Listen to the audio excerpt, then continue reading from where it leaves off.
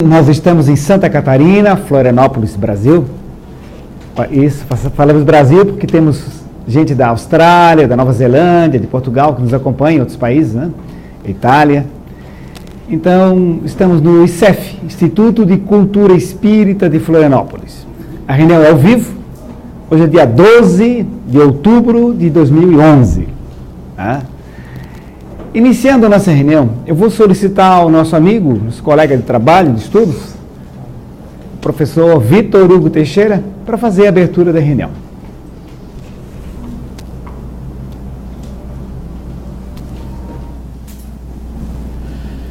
Hoje que comemoramos o Dia das Crianças, certamente esse ambiente está repleto de crianças que, alegres, nos auxiliam na concentração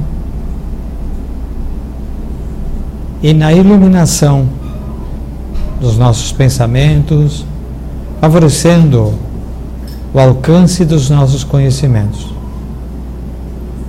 Que a espiritualidade amiga que nos acompanha e orienta, nos intua e faça com que essa luminosidade nos alcance, penetre e nos ajude, que assim possa acontecer. Está encerrada não, está aberta a nossa reunião de estudos, né, do ICEF. Bem, meus amigos, hoje o tema é perguntas livres.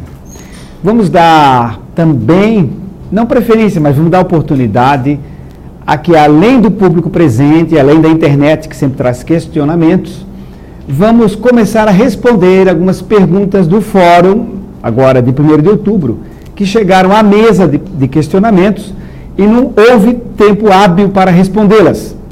Então, vamos também ler algumas dessas questões enviadas lá e também iniciarmos um bate-papo sobre as questões que o público enviou.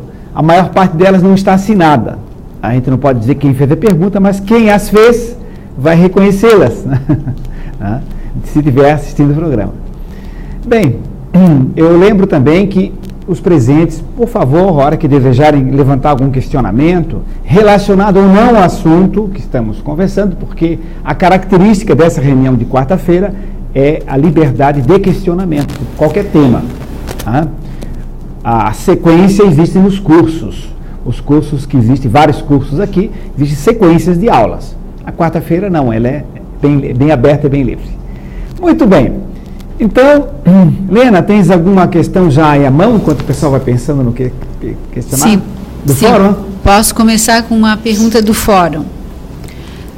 Diz o seguinte: se possível, discorra sobre como os fenômenos paranormais, como por exemplo, a visão remota, remote viewing, vêm sendo usados na era contemporânea, a nível mundial, para interferência em eventos de grandes proporções planetárias, como a Segunda Guerra Mundial, por exemplo. Como os fenômenos de visão remota, ou remote viewing, em inglês, né, são usados, ou podem ser usados, como contemporaneamente estão sendo usados na humanidade, em assuntos importantes, tipo, por exemplo, Segunda Guerra Mundial, né? Então, esse é o questionamento que uma pessoa do fórum levou à mesa lá no dia 1º de outubro e que não foi podido ser respondido naquela ocasião. Bom, primeiramente, vale a definição do que é remote viewing, ou visão remota. Na realidade, visão remota, ou remote viewing, não é um fenômeno em si, é um coquetel de fenômenos. É uma mistura de fenômenos, de sensibilidades, que se chama remote viewing, ou revisão remota. Significa o seguinte: primeiramente, precisamos fazer uma diferença do que é didaticamente clarividência, esse que eles chamam de remote view, ou visão remota, ou a vidência mediúnica. Vidência mediúnica é quando uma pessoa vê um espírito intercambia, relaciona-se com ele, conversa, escuta, etc. Mas tem vidência mediúnica. Então, por exemplo, se eu ver ao lado do Vitor Hugo uma pessoa e descrevê-la em detalhes, ele diz, e a tia tal, não sei mais o quê. Isso é uma vidência mediúnica, eu estou vendo um espírito. Clarividência é um fenômeno que não é mediúnico. Clarividência é um fenômeno anímico ou paranormal. Então, chama-se clarividência, esse fenômeno anímico ou paranormal, quando a pessoa vê, sem ser pelos olhos físicos, sem ser pela retina, vê alguma coisa. Por exemplo, na Duke University, Carolina do Norte, eles fizeram muitas experiências com baralhos especiais para pesquisas estatísticas, chamado baralho Zener. Eram círculos, quadrados, estrelas, uma carta de baralho, onde tinha desenhado em azul uma estrela, em vermelho um círculo, assim por diante, uma cruz, um quadrado, etc. Então, era embaralhado mecanicamente, numa sala ao lado, e o sensitivo, o clarividente, o paranormal, o sujeito, conforme o país chamava, ele via as cartas, identificava as cartas pela clarividência, vidência clara, vidência sem ser pelos olhos visuais. Bom, posto isso, o que é evidência mediúnica? O que é clarividência? E abrindo parênteses, até o Luciano, inclusive, fez uma pesquisa sobre isso, né? Tem 200 definições diferentes de clarividência e de evidência mediúnica, chamando uma coisa de outra, colocando como uma coisa só. Então é complicadíssimo. A gente adotou essa posição, que inclusive é uma posição que o Divaldo Franco também adota no livro... Como é o nome daquele livro que nós estamos estudando na segunda-feira? Transição Planetária. Não, aquele de perguntinha e resposta. Tudo bem, esqueci. O Raul Teixeira responde algumas, o Divaldo responde outras, né?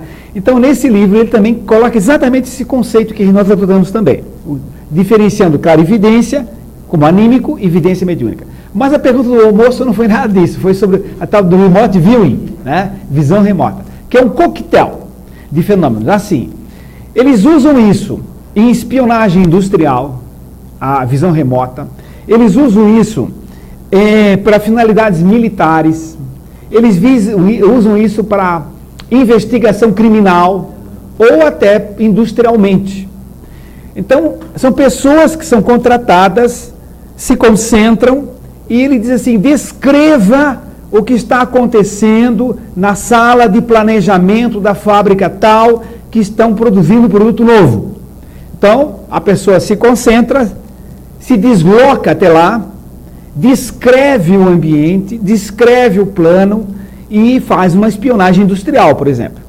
A polícia holandesa usava a pessoa sensitiva para localizar crianças perdidas.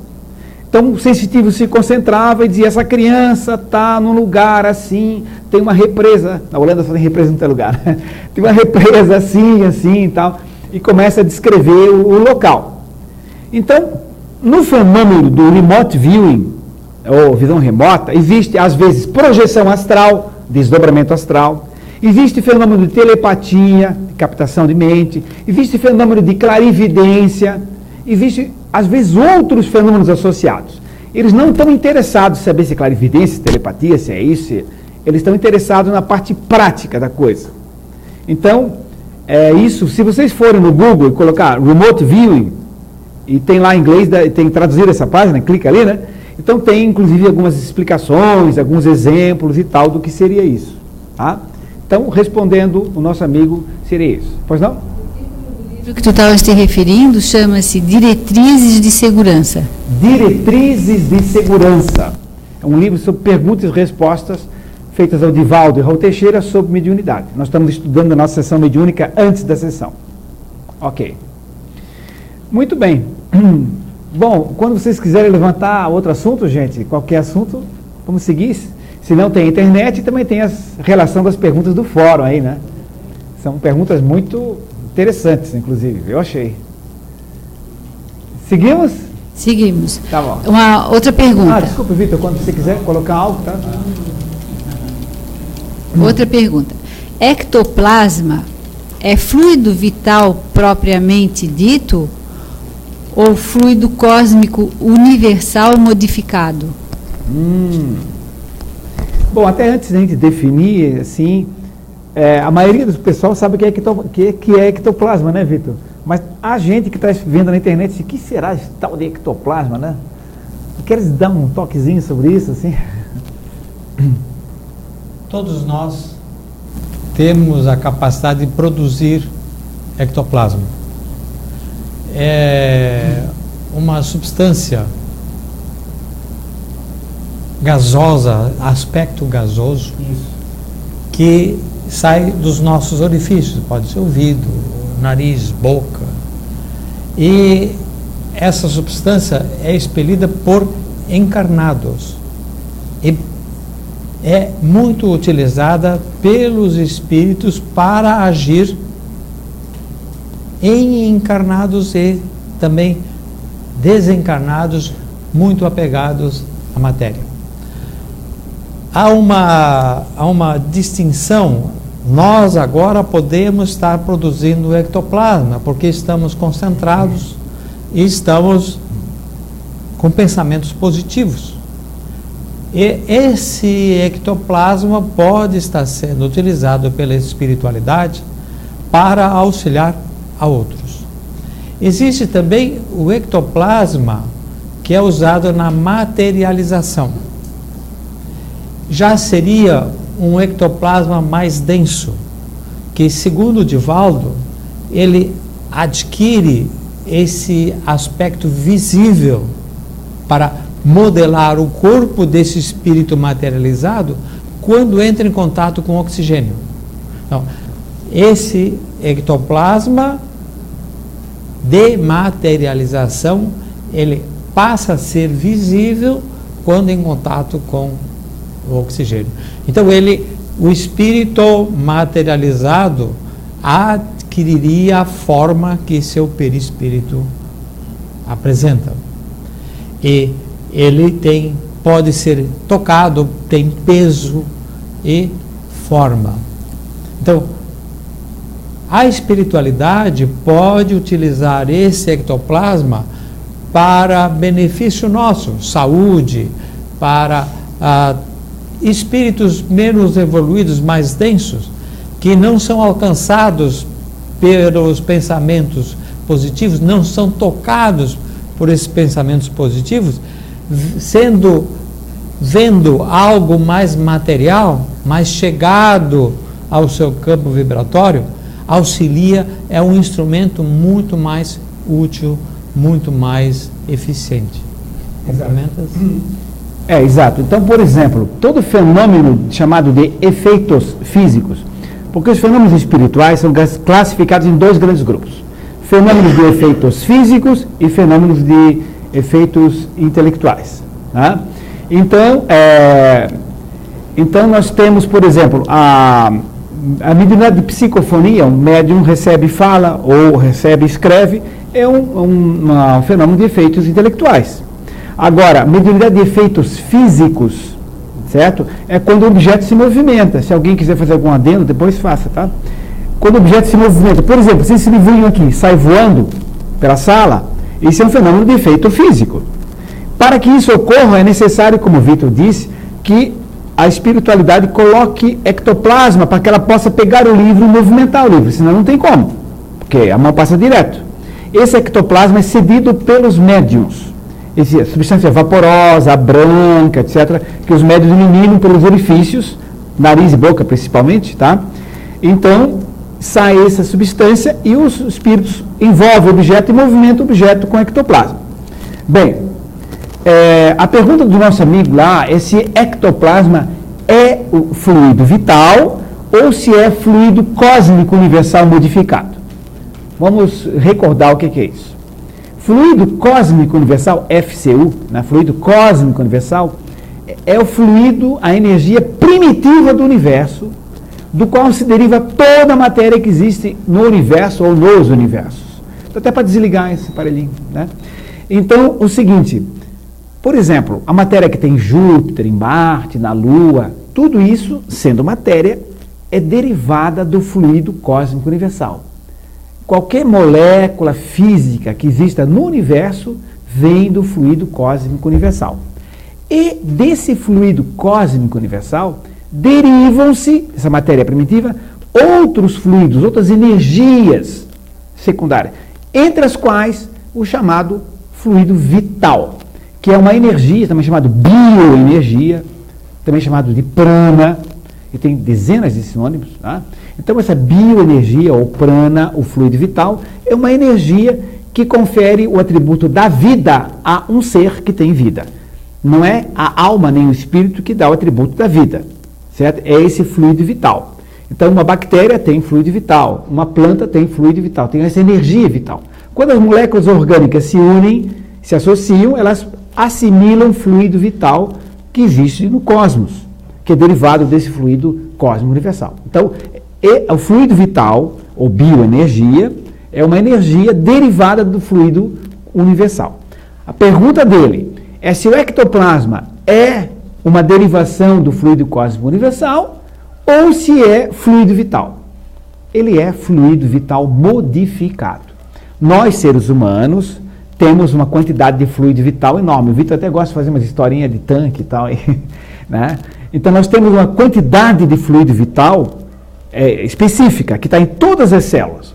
Então, esse fluido vital, ele modificado, ele origina esse ectoplasma. A gente elimina esse fluido vital, que passa por uma transformação e sai sob essa forma de vapor, que é, inclusive, detectável.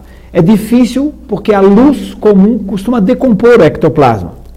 Na obscuridade, numa sessão mediúnica, com luzinha azulzinha, verdinha e tal, esse ectoplasma pode ser visível, e até na materialização. Aliás, inclusive, numa foto do fórum, depois a gente pode falar isso, vários e-mails mandaram, estou vendo ectoplasma nesses espíritos ali. A gente pode até ver, até eu preciso rever essas fotos de novo aí, para ver se acho o ectoplasma que viram perto dessas entidades aí que parecem ter sido fotografadas ali. Parece, não sabemos ainda. Vitor, algum adendo? Não, acho que... É isso aí? Chico, quer perguntar alguma coisa ou não? Não? Tá. Não precisa. Então, seguimos. A Luciana, quer colocar alguma coisa ou não? Não? Então tá. Então vamos seguir então. E vocês da casa, gente, se quiserem levantar um assunto, tá? Fiquem à vontade. Da internet parece que está chegando um questionamento lá. Dá para ler? Tem uma pergunta da internet, da Bárbara de... Parece que é Camboriú, ela não disse aqui. Será que é a Bárbara Reiter? Eu acho que é. Camboriú. Ah, então tá. Deixa eu só dar uma olhadinha aqui enquanto... Então, está dando uma olhada no texto para... Aqui diz assim, ó, eu não sei se está certo, mas diz aqui, o bóson de Higgs, não sei se é assim, a que outros cientistas apelidaram de a partícula de Deus, tamanho seu poder de transportar forças fundamentais, capazes de ajudar a organização do cosmos, seria o fluido cósmico universal? Aí, ela diz o seguinte ainda: o bóson de Higgs está sendo procurado pelo LHC. O bóson de Higgs é uma partícula elementar escalar maciça hipotética, predita para validar o modelo padrão atual de partícula. Por isso, por ser a menor partícula, creio que seja o que nós, da doutrina, chamamos de fluido cósmico universal. É isso.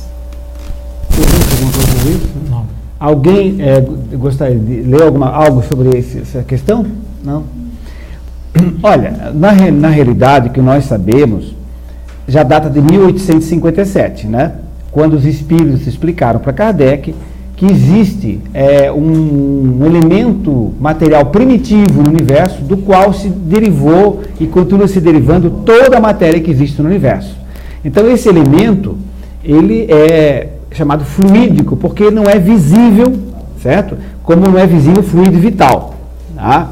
E daí se derivou todo tipo de matéria que existe no universo. Agora, essa partícula que está sendo investigada, está sendo descoberta, pela física, pela ciência, é algo que está em investigação. Nós não podemos afirmar que seja alguma coisa que nós não sabemos ainda, né? Então, quando houver alguma definição melhor do que é essa partícula e tudo mais, pode-se saber, mas não teria assim a autoridade para afirmar se isso é uma partícula do fluido cósmico universal, né? Pode ir mais uma? Pode. Como diferenciar transtorno mental dos sintomas da mediunidade? Bom, então nós temos alguma coisa para falar, primeiramente, né? Mediunidade, transtorno mental. Pode. Querem começar? Não? Não? Bem, então é o seguinte, os transtornos mentais são desarmonias emocionais, são desarmonias de sentimento, são desarmonias mentais, desequilíbrios em diversos graus. Na minha concepção, aí uma questão pessoal, eu acho que todos nós temos pequenos transtornos mentais, todos. Então, tristeza exagerada é transtorno mental, ciúme é transtorno mental, inveja é transtorno mental, na minha opinião, entende? Egoísmo, então no fundo todo mundo tem um pouquinho disso, um pouco mais daquilo, né? Insegurança, medo, tudo isso não é uma demonstração de equilíbrio mental, psicológico, etc., emocional, não é. Então, se não é um transtorno, tá? Agora, se a gente for considerar a doença mental, não um transtorno, como esquizofrenia, etc., aí se entra num capítulo mais aprofundado da psiquiatria, tal, onde se classificam doenças. E transtornos é uma coisa assim muito ampla, muito vaga. Tudo aquilo que sai fora do eixo ideal é um transtorno, né? Então, qualquer comportamento fora do padrão ideal é um transtorno. Agora, existem desequilíbrios, transtornos bem mais sérios, bem mais graves, de comportamento, de atitudes, etc., que vão exacerbando. Por exemplo, complexo de Édipo, complexo de Eletra, é uma coisa que toda criança passa por um complexozinho de Édipo, de Eletra e tudo mais. É um fenômeno natural. Agora, o complexo de Édipo exacerbado é um transtorno. Passa a ser um problema. Complexo de Eletra e assim por diante, né? Por exemplo, aquela idade que o menino se apaixona pela mãe, é uma coisa natural, depois passa. Mas se isso cresce, aumenta, passa a ser um distúrbio grave ou não, né? Então, o transtorno mental seria qualquer atitude fora do equilíbrio, atingindo até a problema da doença mental. E mediunidade é o intercâmbio com o plano espiritual. Então, quem vê espíritos, conversa com espíritos, recebe psicograficamente mensagens dos espíritos, né? Enfim, isso é mediunidade. Sucede que essas coisas podem estar associadas. Tem muito esquizofrênico que é médium. Né? Tem muito esquizofrênico que é médium e médium com muito potencial. Só que ele também está doente mental. Ele pode estar doente pela mediunidade profundamente desequilibrada. Não estamos dizendo que a mediunidade vai levar a isso, mas cada caso é um caso, cada pessoa é uma pessoa. Ele pode fazer da mediunidade só bobagem, só problemas, vai num lugar inadequado, enfim, mistura com uma série de coisas e acaba dando problemas, né? Ou ignora completamente, busca recursos estranhos, pode levar a um desequilíbrio mental, sim. Tem muitos hospitais psiquiátricos, pessoas internadas, que são mais médiuns do que doentes mentais. Existem hospitais psiquiátricos espíritas que eles observam isso, identificam e tratam as duas coisas, certo? Mas em algum hospital, às vezes, que não aceita isso, né? Um exemplo clássico disso foi a nossa amiga Regina, no fórum, né? Que ela contou, e ela esteve hospedada uma semana na nossa casa, para nossa alegria, e ela nos contava que ela, mais ou menos o seguinte, o médico chegava, você fala com gente que não existe? Ela assim, fala. Você vê gente que não existe? E você conversa bastante com gente que não existe? Ela assim, então você vai ficar mais um tempo aqui, né? E ela foi para a camisa de força, amarrada, na cama, mãos e pés, tomando droga o tempo todo, né? Até que um dia ela começou a boicotar, não tomava as drogas, fazia que engolia, etc. e tudo mais.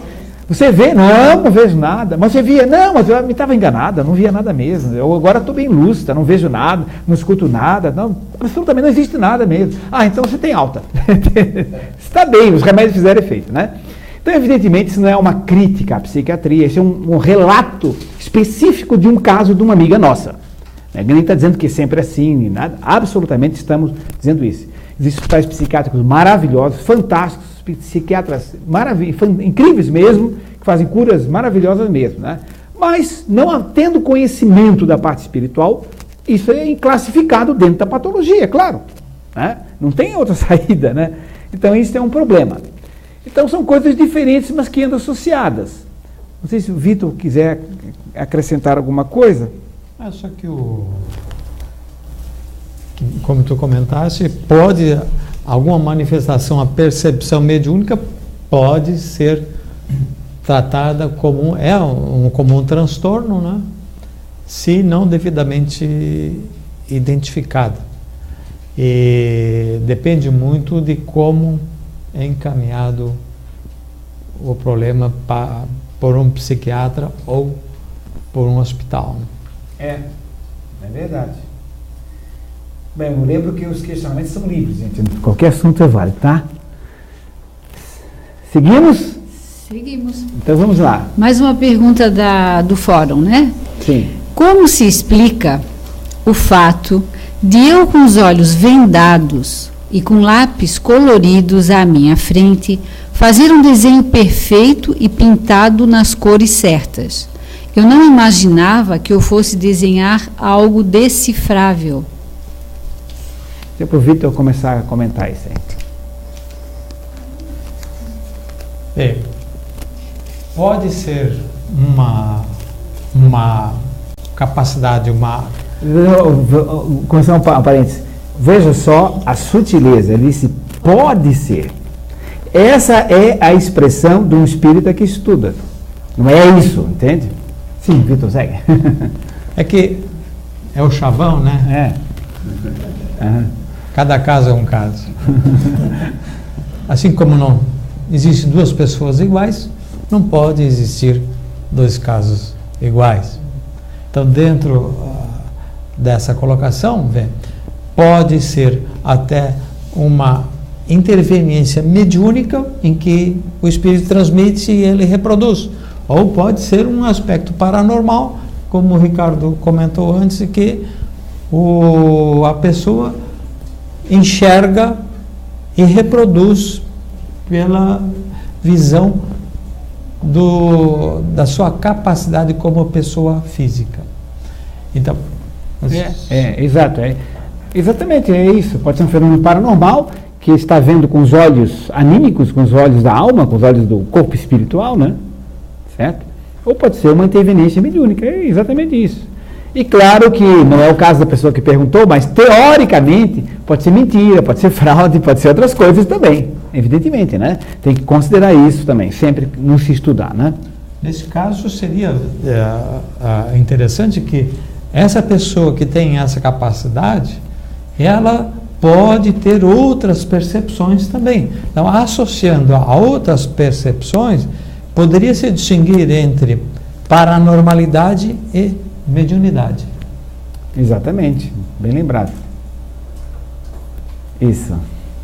Francinete, quando quiser perguntar alguma coisa, tá? Vamos adiante, então.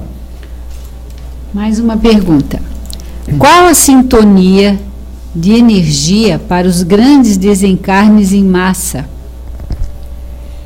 Qual a sintonia de energia para os grandes desencarnes em massa? Teria que compreender bem o que a pessoa está querendo dizer com essa frase. Mas vamos tentar imaginar, né? Queres começar? Depois. Tá bom. Então é o seguinte. Um desencarne em massa, uma desencarnação em massa, ou seja, morte em grande quantidade de pessoas, num ciclone, num tsunami, numa explosão vulcânica, né? Tipo como aconteceu em Pompeia, em Herculano, na Itália, né? A explosão do Vesúvio, né? E agora recentemente o tsunami que tivemos, né? Então, como é que milhares de pessoas, 80 mil pessoas, 120 mil pessoas, desencarnaram praticamente ao mesmo tempo, né? Como é que funciona essa questão de sintonia de energias? Entendo que seja essa a questão. Então, nós podemos considerar que aquelas pessoas estão ali por motivos específicos. E, como disse o Vitor, cada caso é um caso, embora seja um fenômeno comum, cada um tem uma história, certo? Alguns estariam ali por solicitação deles, por vontade deles, alguns, poucos provavelmente, né? Estariam ali por solicitação deles, por vontade deles, por serem espíritos muito iluminados, muito esclarecidos, que se propuseram a ajudar a família, pessoas que amam, o povo que está passando por aquilo. Vamos teorizar. O antigo rei daquela região, que governou aquele povo a vida inteira, desde os 15 anos até os 85 anos, que ama profundamente aquela região, aquele povo, aquele país, que está percebendo, já como espírito mais evoluído, muitas encarnações depois, evoluindo, ele percebendo que aquele fato vai acontecer, sendo informado pelos seus superiores, e diz, olha, veja, estamos reencarnados, ele está vendo os primos, os filhos, os netos, reencarnados ali, então ele se propõe a renascer naquela época, vivenciar aquilo, ter um preparo espiritual para ajudar a família, quando morrem juntos, certo? Ele acolhe aquele pessoal, direciona, tem já no inconsciente aquelas informações, embora aqui na Terra esqueceram, porque nós esquecemos isso quando reencarnamos, no momento que ele morre, que ele desencarna, ele rapidamente toma consciência pelo auxílio dos mentores, e ele estava ali por proposta de auxílio ao próximo, de amor, de trabalho e tal. Por que estamos dando esse exemplo? Porque as pessoas pensam, quem está ali, porque está pagando, tem uma conta. Não é bem sempre assim, não. Certo? Alguns estão por opção para poder ajudar os outros. Evidentemente não é a maioria, né? Muitos estão ali, por quê? Porque tem compromissos mais ou menos comuns, mais ou menos semelhantes, com a região, com a cidade, com o local, com aquele ambiente, entende? Já tem cargas energéticas em desequilíbrio tão profundas, certo? Cargas energéticas de desequilíbrio tão profundas que fazem com que sejam sintonizados em comum aqui. Por exemplo, nós conhecemos aqui em Florianópolis, já citei isso, que uma vez caiu um avião aqui na região e nós soubemos na sessão mediúnica que todos aqueles que desencarnaram nesse acidente aéreo, eles eram piratas em vida anterior. Não vou citar qual é o avião nem qual é a época, porque alguém me telefonar, minha tia não era pirata. Na verdade, então é o seguinte, isso aconteceu e na sessão mediúnica comentaram, olha gente, eles eram piratas e assim, estavam todos juntos ali. Então, energeticamente no mesmo padrão de sintonia, novamente numa nave agora voadora, né? Certo? Então, são consequências de semelhança de energias que se atraem para aquelas circunstâncias, embora existam situações específicas missionárias também. Não sei se alguém gostaria de acrescentar algum dado, alguma outra informação, disso aí fazer uma subpergunta. Ah? Pois não, passa o microfonezinho para ele, senão a Bárbara Reiter lá não vai escutar lá em Camboriú. Eu queria entender, nesse processo aí de encarne coletivo, como é que o resgate é feito, né, e se pode haver nesse desencarne coletivo algum prejuízo de alguma forma para alguém que está desencarnando.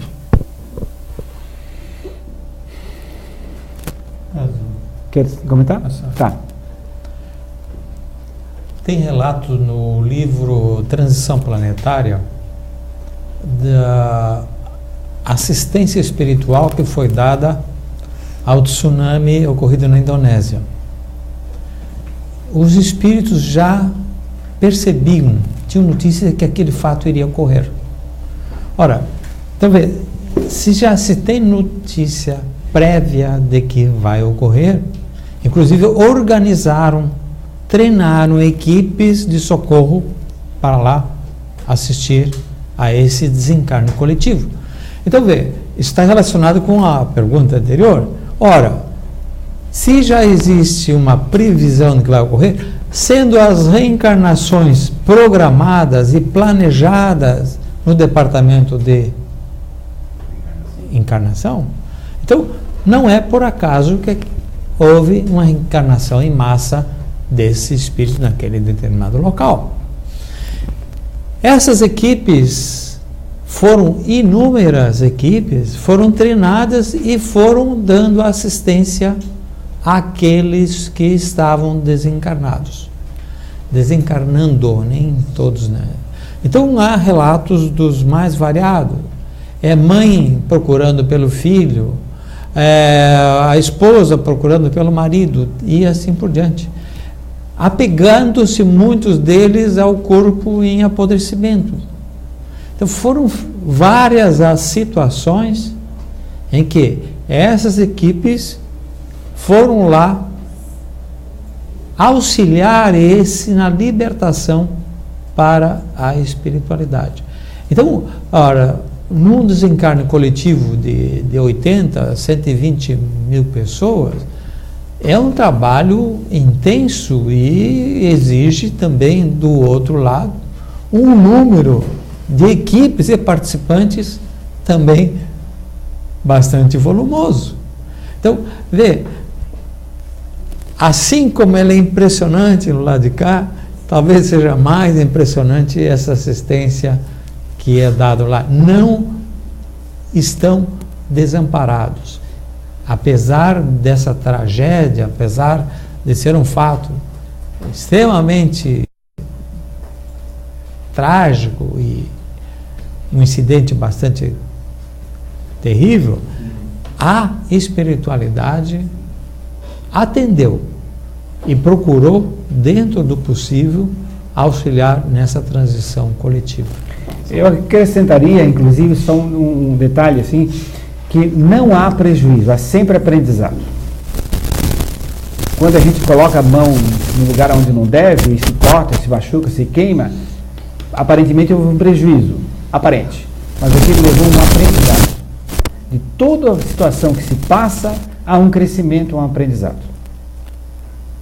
Sim? Interessante que nesse mesmo livro eles relatam que as religiões lá não são somente as padrões, inclusive muitos muçulmanos, e que as equipes de resgate também estavam em atendimento a outras religiões também.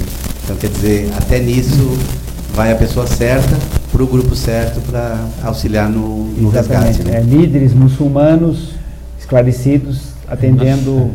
As equipes eram compostas de várias religiões e entendimento perfeito. Né? Exatamente. Então, muçulmanos liam ao Corão e cristãos faziam outras colocações. É bem interessante isso. Sim? Tem uma pergunta da internet que não precisamos dizer o nome, porque é uma coisa pessoal, eu acho mais interessante. Pois não. Diz assim, ó, tem um parente meu... Tem a cidade? Não. Califórnia, São Francisco. Da Califórnia, São Francisco, Califórnia. Tem um parente meu que me fez muito mal no passado. Tem o que fez mal, né? Um parente, sim. Tá, que no passado fez muito mal a ela. E há poucos meses descobriu que está com AIDS. Por muito tempo odiei ele. Hoje, não mais. Mas me sinto um pouco culpada. Hoje, porque posso ter contribuído para isso, mandando todo aquele sentimento de raiva. É possível? Pergunta muito interessante, muito importante, inclusive. Olha, é o seguinte. A pessoa que age de uma certa forma, automaticamente gera uma energia. E essa energia tem frequência, tem comprimento de onda, tem coloração, tem brilho, luminosidade, enfim, tem características específicas. Qualquer ato nosso, qualquer pensamento, qualquer sentimento nosso, é um campo de energia que a gente cria, certo? Então a pessoa que fez um determinado mal a alguém, no caso específico da pessoa que está comentando ali, né? Se alguém fez um mal a ela, essa pessoa gera um campo de energia e automaticamente atrai para si consequências. Claro que sabemos que essas consequências, elas podem ser minoradas, podem ser diminuídas, até quase desaparecidas, por tanto bem, trabalho, labor, amor, auxílio ao próximo que essa pessoa desenvolveu. Então isso poderia ser atenuado.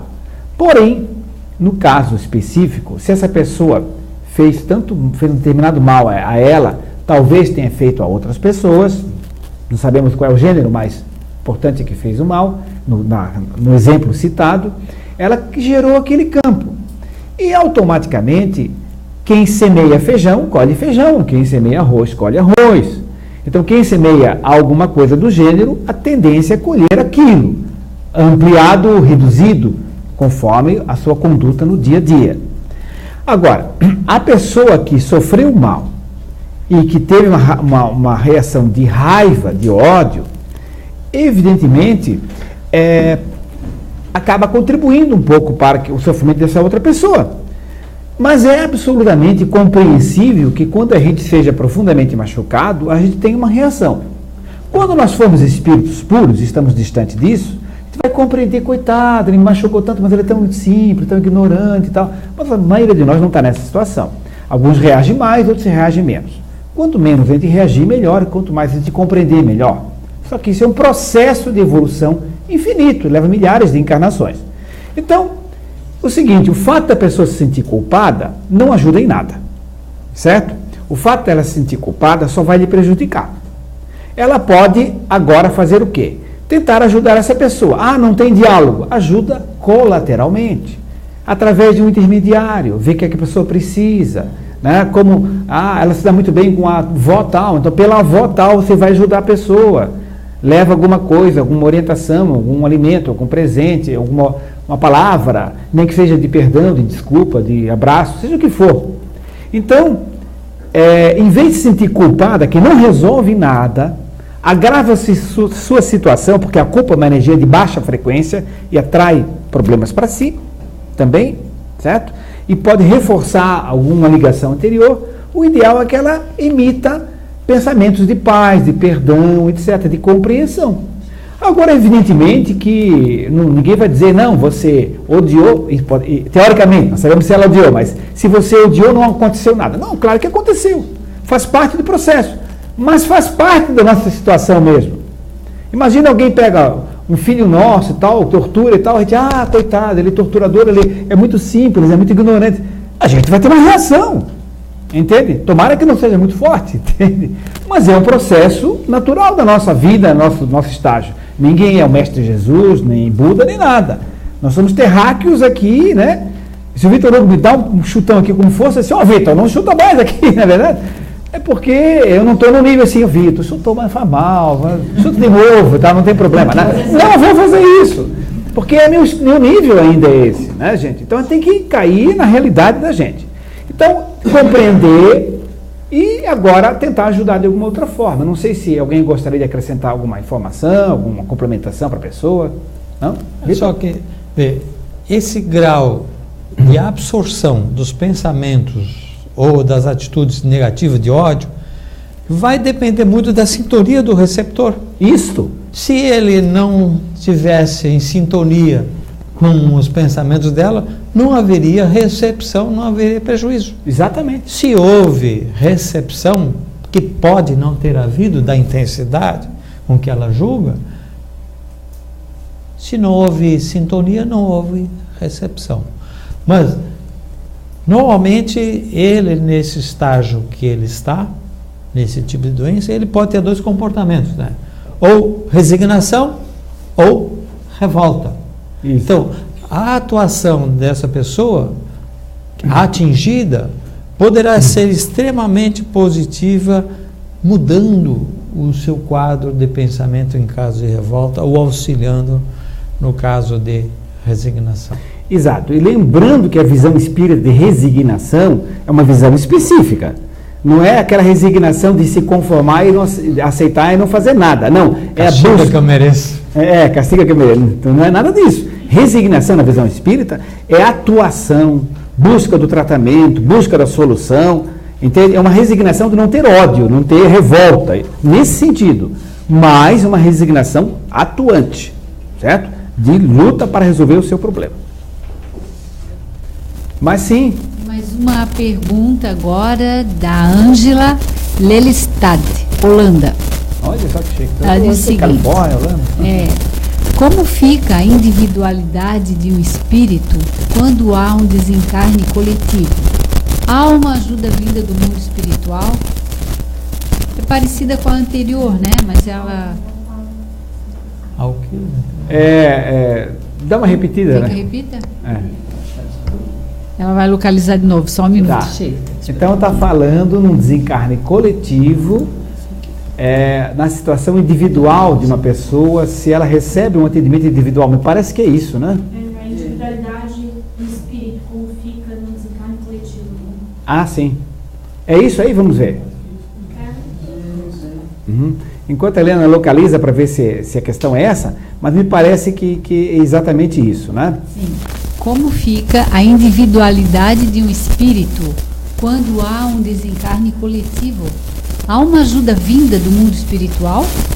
O Vitor pode complementar aquela tua explicação, né? Como nós comentamos no livro Transição Planetária, no caso específico da Indonésia, e não é o único caso, todos os desencarnes coletivos e também não coletivos, há o auxílio da espiritualidade. Existem equipes especializadas em desligamento do perispírito, o espírito do corpo. Porque são milhões de células do nosso corpo que têm ligação correspondente com o perispírito.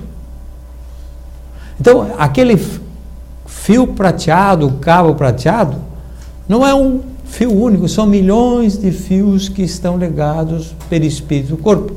Ora, romper aquilo tudo de uma vez só seria um traumatismo muito acentuado. Então, há um desligamento e a espiritualidade atua, podendo esse processo ser mais lento ou mais demorado. Eu tive já vários casos de familiares em que há relatos de espiritualidade atuando. Eram pessoas extremamente ligadas ao espiritismo, tendo compreensão do que é o desencarne, e pessoas atuantes, iluminadas, relatos que a espiritualidade, houve uma prece no velório e aquilo foi muito útil no desligamento do perispírito e espírito do corpo. Então não é um negócio morreu, é uma linha única, não. Há uma graduação desse desligamento. Então, se isso ocorre na individualidade, como eu comentei, no caso específico da Indonésia, muitas equipes atuando individualmente junto a pessoas. Então eu socorria um, depois ia para outro caso, dependendo da gravidade da situação de cada um e também da especificidade de cada um. Se era muçulmano, se era cristão, se estava procurando o filho, o pai, ou a mãe. Ou seja, as equipes estavam treinadas para tal acontecimento. E, como eu comentei, não é o único exemplo. Já tem relatos, né, de motociclista ser impacto com um carro, já ser previsto aquele acidente pela espiritualidade, e já equipes previamente ao acontecimento estarem junto do fato para socorrer aquele inclusive o seguinte, ainda dentro da pergunta da moça da Holanda lá, a gente lembra que além das equipes que fazem esse trabalho que o Vitor Hugo colocou, todo mundo tem mãe desencarnada, papai, vovô e vovó, que vai atender especificamente o seu netinho. Só que a vovó, ela não está habilitada tecnicamente a fazer toda aquela cirurgia, entre aspas, que as equipes especializadas sabem fazer, naquele tipo de desencarnação. Então é um atendimento por técnicos especializados no Ministério da Desencarnação, né, que são especializados nisso. Mas em seguida são recebidos individualmente pelos parentes desencarnados, seres amorosos, alguns até mais preparados, que vão atender carinhosamente, individualmente, cada um desses, né?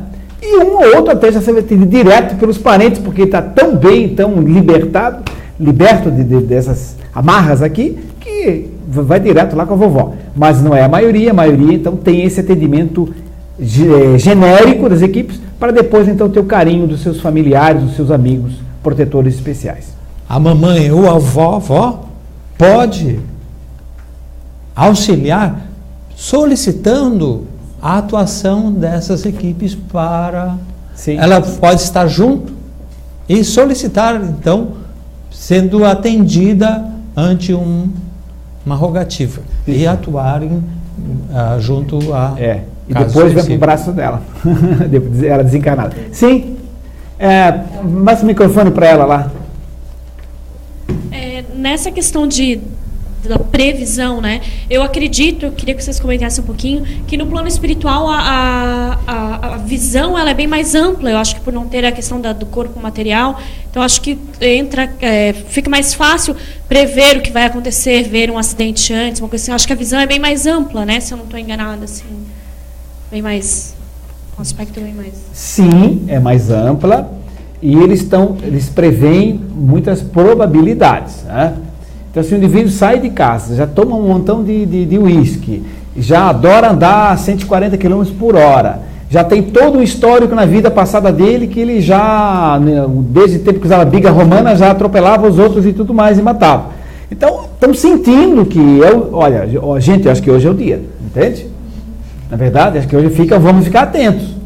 Mas não é que está marcado às 3h15, um caminhão amarelo vai matar, não é assim. Entende? Existe uma probabilidade, uma percepção que eles estão acompanhando. Hoje não se prevê terremoto, não se prevê a previsão de tempo daqui a 3 dias, etc. Na espiritualidade o recurso é muito maior, entende? Em todos os sentidos.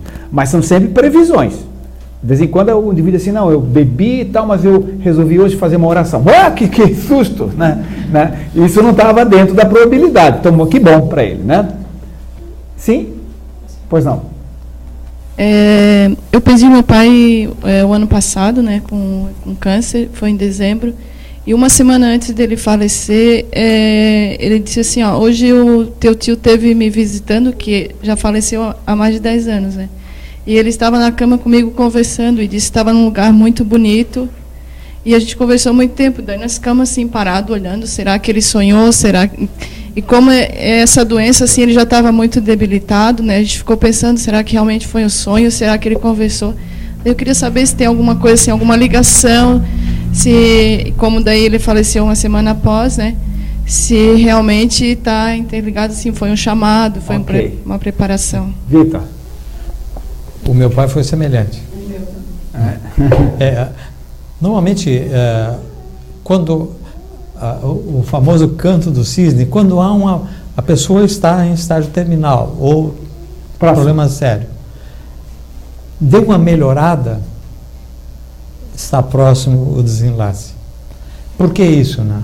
Porque é o momento em que a pessoa tem para se despedir, para pedir perdão, para solicitar que tomem certas providências. Então, há aquela melhora com certa lucidez, mas já está havendo um desligamento, porque, como eu comentei, o desencarne não é um negócio brusco, é um negócio que vai acontecendo principalmente desse tipo de doença, em que vai havendo enfraquecimento, e consequente esse enfraquecimento é o desligamento gradual do perispírito, o espírito do corpo. No caso do meu pai, também, ele desencarnou numa sexta-feira de manhã, na quinta-feira de tarde teve bastante acentuada a sua saúde, e depois de umas 2 horas ele deu uma melhorada. E aí chegou, vocês pensavam que eu estava indo, né? Não, ainda vou ficar mais um tempinho aqui e tal. Mas já está todo mundo aí. Está minha mãe, está o tio tal, está todo mundo aí. Quer dizer que eu já estou próximo. E não teve dúvida, na manhã seguinte ele desencarnou. Então, como há um desligamento já acontecendo, ele já está, parte lá, parte aqui, já está vendo com os olhos do seu perispírito aquela ambiente que está rodeando ele. E, né, normalmente, principalmente são pessoas, entes queridos e amigos, é muito confortante para quem está assistindo e tem uma relação muito grande com essa pessoa. Sabe que está sendo bem amparado. Tranquilizando, auxilia ele também. Né? Nesse intervalo, enquanto não vem outra pergunta, eu quero lembrar a todos que domingo, ali na Acojar, nós temos o nosso almoço, massas e molhos, né? Então o pessoal da Holanda está convidado também, se quiser almoçar com a gente, né? Entende? Muito bem, vamos lá. A Cida de São Joaquim faz a seguinte pergunta: o choque elétrico em paciente psiquiátrico pode também afastar obsessores? Isso procede e por quê? Pode. Ninguém está dizendo que está recomendando o choque elétrico. Não é isso, mas que poder pode. De novo, pode, né? É o seguinte, quando o obsessor está muito aderido ao obsediado, a chamada vítima, né? Pretensa vítima, está muito grudado, o fluxo de energia dos dois é muito intenso, o perispírito, o corpo espiritual do doente mental internado e do obsessor, eles estão quase que colados.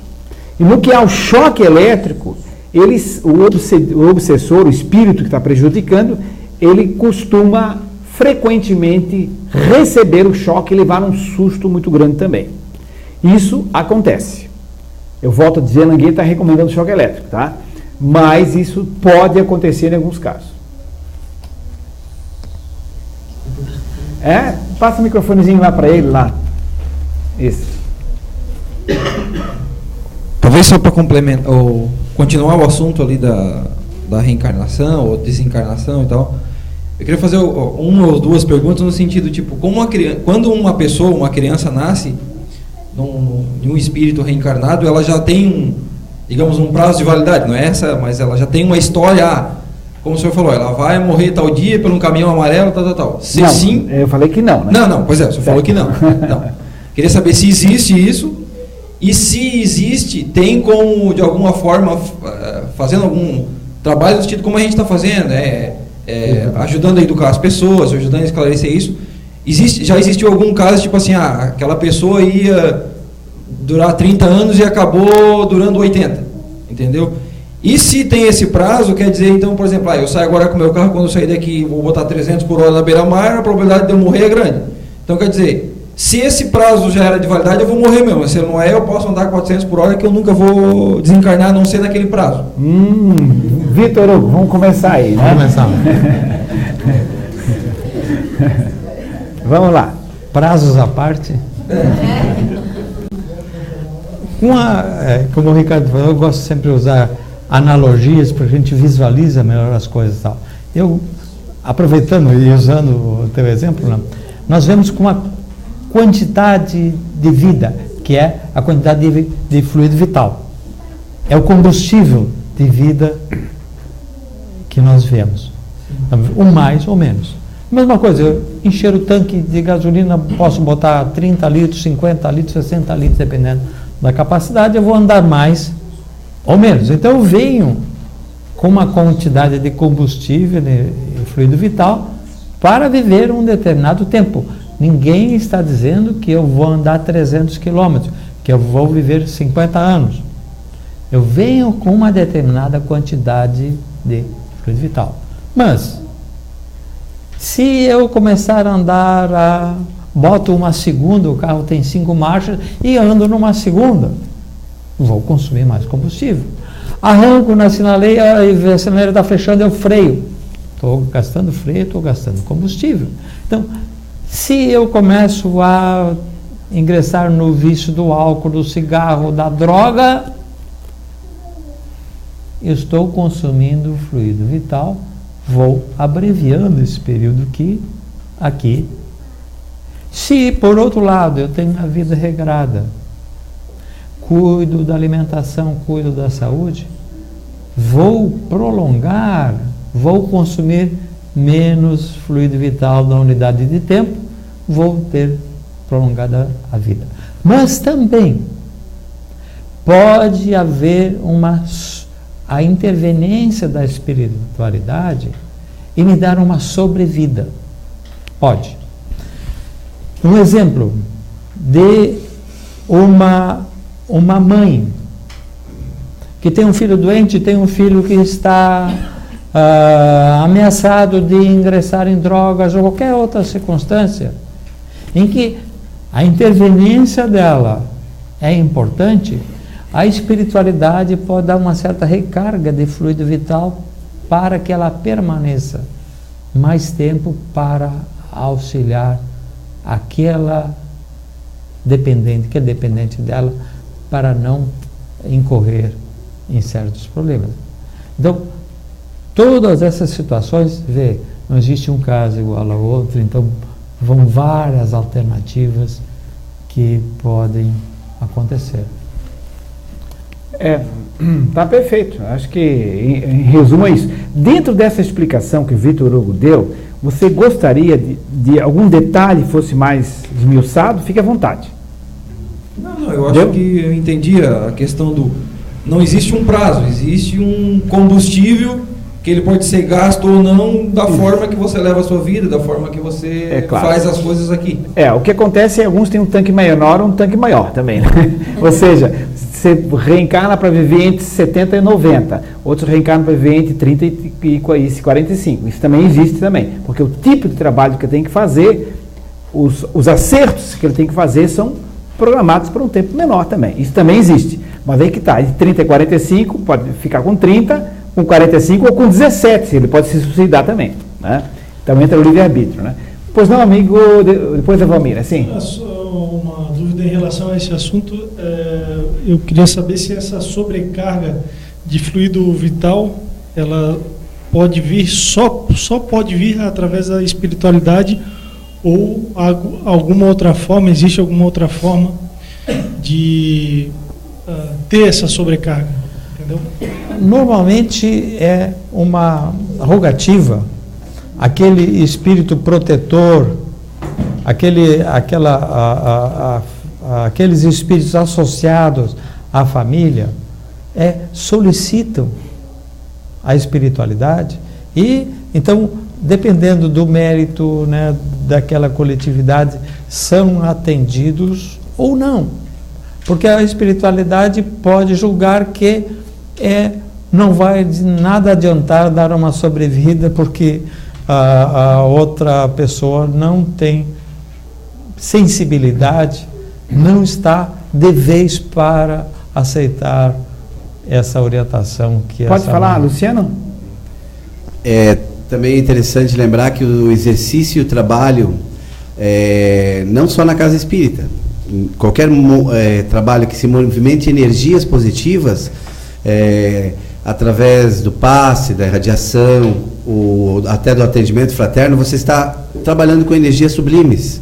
E essas energias que circulam pelo seu campo energético, pelo espiritual, fazem com que o seu tanque também seja, digamos assim, de alguma forma preenchido, ou melhor, ou um fluido de gasolina azul. Isso. Né? Aditivar a terminologia utilizada. Está no aditivozinho na gasolina. Tá certo. Tem na internet alguma questão aí? Tem. Vamos lá. Depois eu vou mirar, mas tudo bem. Vou na internet primeiro, vou mirar, depois a tua, tá? É o seguinte, é o Christian de Florianópolis. Doutor Ricardo, há 2 dias, no meu desdobramento durante o sono, estava com um colega que é homeopata e ela estava me prescrevendo medicações devido estar em desequilíbrio de 2 neurotransmissores. Aí ele botou entre parênteses, que não eram nenhum dos conhecidos atualmente. Pergunto, ainda estamos por descobrir mais neurotransmissores? Com certeza. Ainda estamos por descobrir mais neurotransmissores. Com certeza mesmo. Vamos descobrir muitas outras substâncias.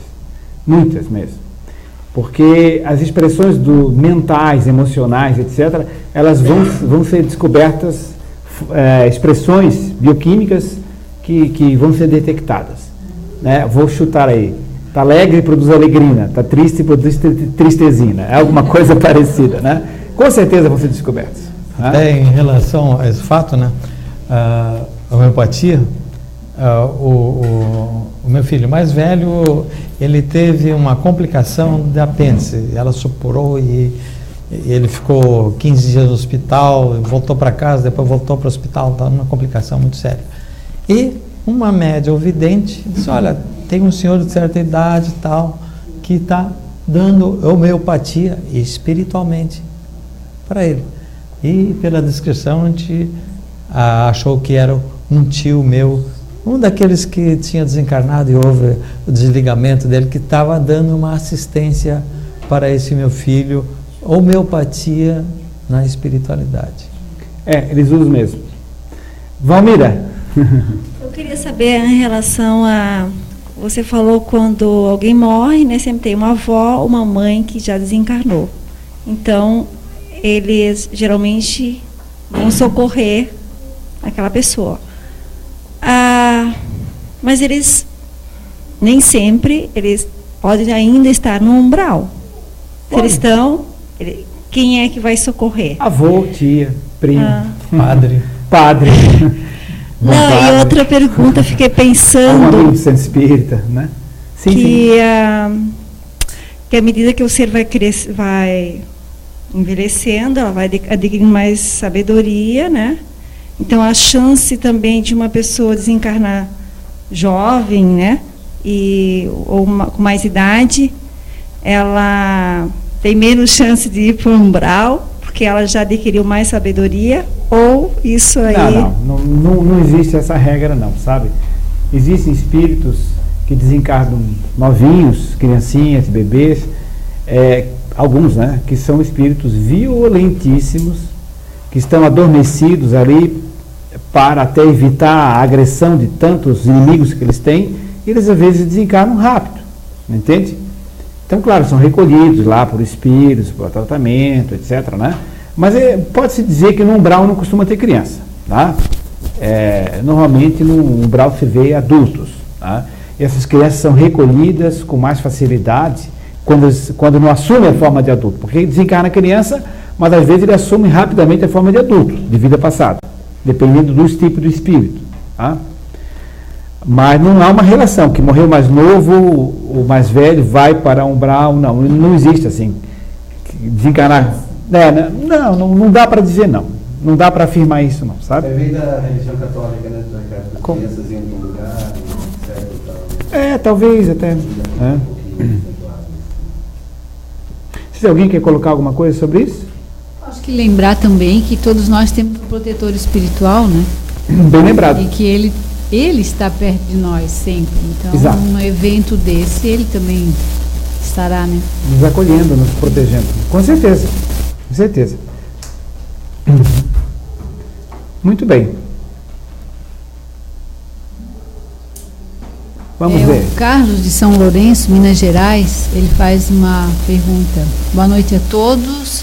Parabéns pelo excelente fórum. Acompanhei todo ele pelo site. Aí ele faz uma pergunta. Qual o balanço que o ICEF faz do evento? Novidades para o próximo?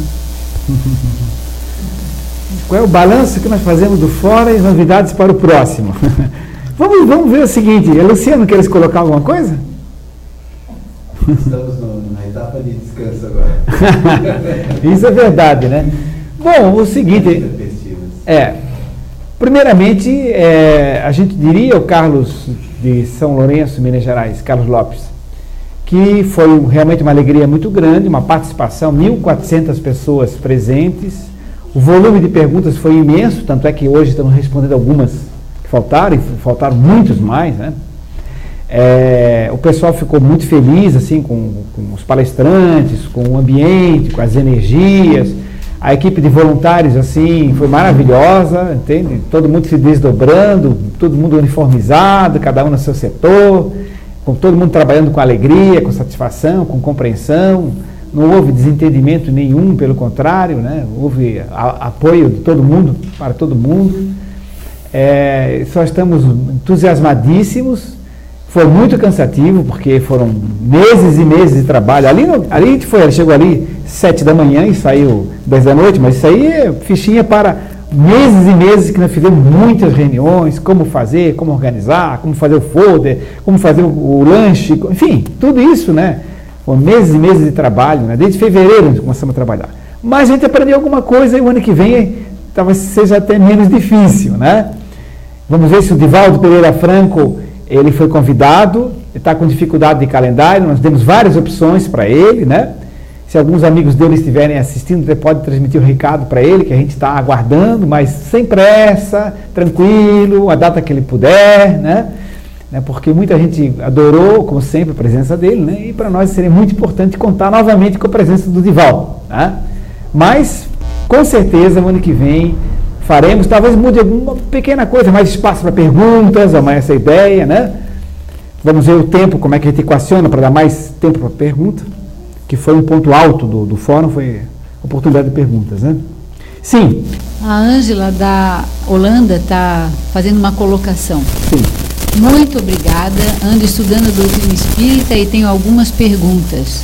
Vou deixar para a próxima semana ou próximas semanas para dar oportunidade a outras pessoas. Que maravilha poder assisti-los. E agradeço o convite do Dr. Ricardo para comermos todas as deliciosas massas aí em Floripa. Muita paz. Tenho uma experiência vivida que pretendo nas próximas semanas passar para vocês. A espiritualidade existe. Tive um efeito físico. Qualquer dia vou passar para vocês. Muito obrigado. Vê se depois ela diz a cidade dela. Lelystad, Holanda.